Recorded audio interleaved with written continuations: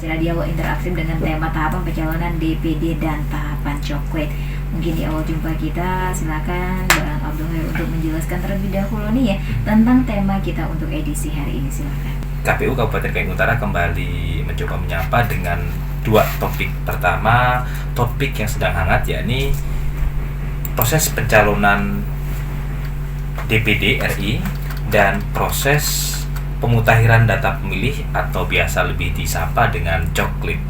Kenapa hari ini mengangkat dua tema? Karena posisi saat ini tahapan sedang berlangsung di tengah-tengah masyarakat, sehingga masyarakat tahu aktivitas apa di proses pemilu yang terjadi di sekitar masyarakat. Gitu, Mbak Emi.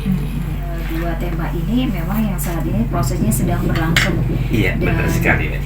Sedang berlangsung khususnya untuk juga di Kabupaten Kayong Utara dan di beberapa daerah lainnya khususnya di Indonesia. Di Indonesia, ya, Bang Abdul. betul Mbak Emi. Oke, silakan lanjut kembali Bang Abdul. Pasca dibukanya pendaftaran calon anggota DPD di KPU Provinsi Kalimantan Barat per tanggal 6 November sampai 26 Desember 2022 yang lalu, proses pendaftaran itu terus bergulir, di mana pada saat proses pendaftaran DPD ini dilakukan di provinsi. Flashback saja, untuk bakal calon yang sudah mendaftarkan ke KPU provinsi itu jumlahnya terdapat 28 nama.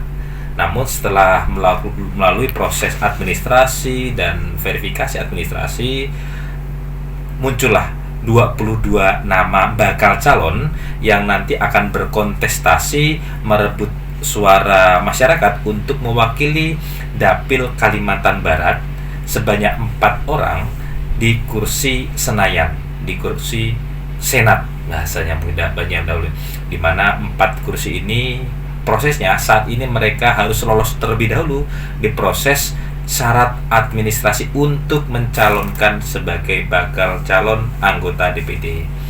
Saat ini proses yang sedang kami lakukan di tingkat KPU seluruh Kalimantan Barat, di mana proses verifikasi faktual. Proses verifikasi faktual ini dilakukan untuk mencocokkan dukungan di mana setiap bakal calon yang akan mendaftarkan sebagai calon anggota DPD, mereka harus memiliki 2.000 syarat dukungan dari masyarakat seluruh Kalimantan Barat, di mana Kalimantan Barat ini terdapat 14 kabupaten kota, harus terdapat dukungan di minimal 50% kabupaten di Kalimantan Barat. 50% ini tersebar mulai dari Kayong, Ketapang, Sintang, Sanggau, Kapuas Hulu, dan seluruh kabupaten di Kalimantan Barat. Jumlah yang harus diverifikasi dan harus di atas 2.000 saat ini prosesnya. Jumlah verifikasi administrasi kemarin sudah melalui aplikasi Silon sudah berproses. Alhamdulillah dari 22 bakal calon sudah dinyatakan memenuhi syarat. Dukungan mereka rata-rata di atas 2.000-an lebih. Satu calon DPD ini harus mempersiapkan sebanyak 2.000 ya? Batas minimal 2.000 ini. Apakah dari KPU sendiri juga mempersiapkan syarat-syarat, misalnya memang benar misalnya ada dukungan sebanyak 2.000 minimal seperti itu, tapi mereka harus membuktikan misalnya melalui fotokopi KTP atau surat misalnya seperti surat perjanjian seperti itu? Terkait proses 2.000 ini Mbak Emi, sejatinya bakal calon yang saat ini belum dinyatakan calon ya, masih bakal calon. Mereka saat mendaftarkan ke KPU provinsi, mereka harus melengkapi beberapa syarat.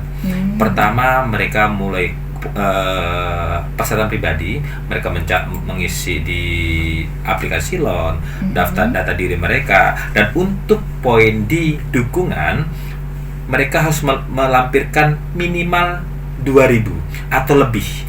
Minimal 2.000 atau lebih. Nah, boleh lebih, tapi tidak boleh di bawah 2.000 karena batas minimalnya. Untuk pembuktian 2.000 atau lebih itu, kami mengeluarkan formulir F1. F1 ini terdiri dari pertama data diri masyarakat nih. Di situ dilengkapi tuh KTP-nya, nama siapa, anggaplah namanya Mbak Emi, KTP-nya ada, ada bukti tanda tangan bahwa Mbak Emi ini benar mendukung nih. Nah, itu dilampirkan sehingga kami di aplikasi Silon, kawan-kawan di Bacalon ini sudah mengentri terlebih dahulu di aplikasi Silon yang mereka sudah mendaftar, mengentri seluruh minimal 2000 tadi dientri dalam aplikasi. Nama-namanya, alamatnya, KTP-nya diupload dan kemudian bukti fisiknya disampaikan ke bukti fisik F1 itu dilampirkan dalam aplikasi. Kami KPU Kabupaten Kota melakukan verifikasi saat administrasi, benar tidak KTP-nya, NIK-nya sesuai tidak, tanggal lahirnya sudah memenuhi belum dia sebagai pendukung. Kalau di bawah belum 17 tahun, belum memiliki KTP, kami abaikan.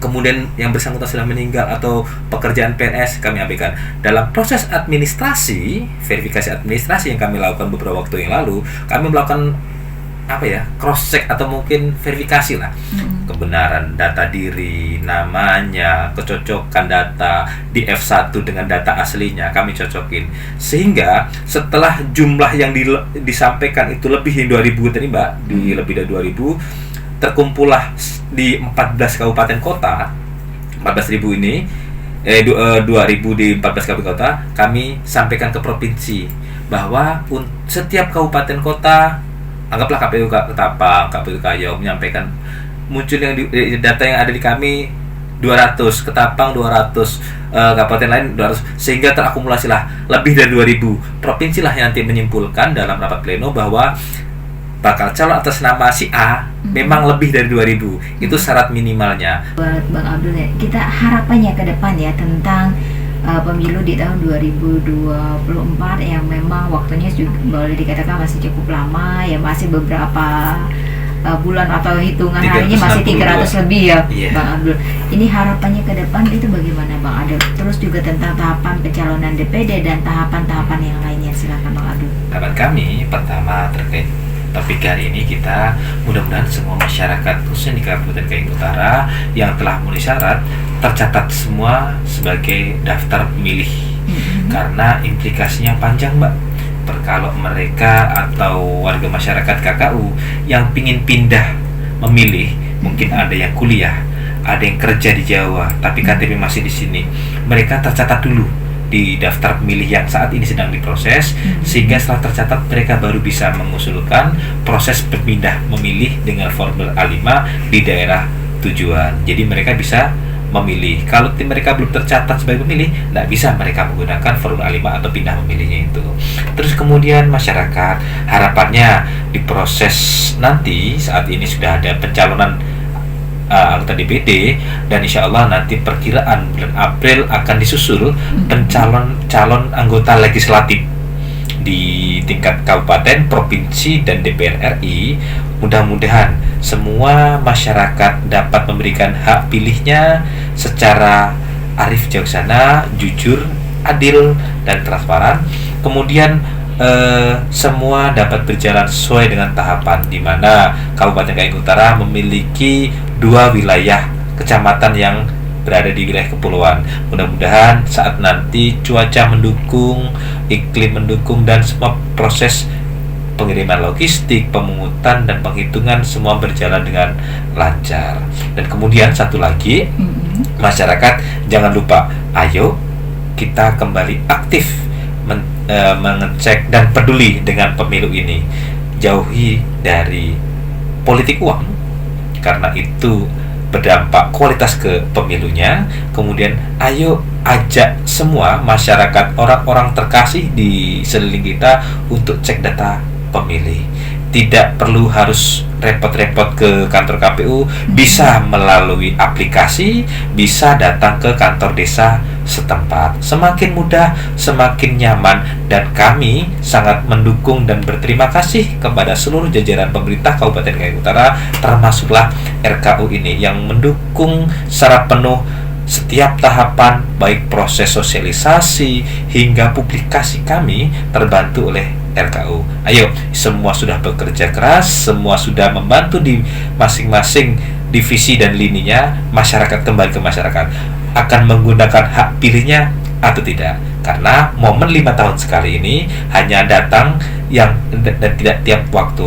prosesnya panjang, biayanya besar, akan sangat sayang jika kita masyarakat tidak memanfaatkan dengan maksimal. Begitu Mbak Emi.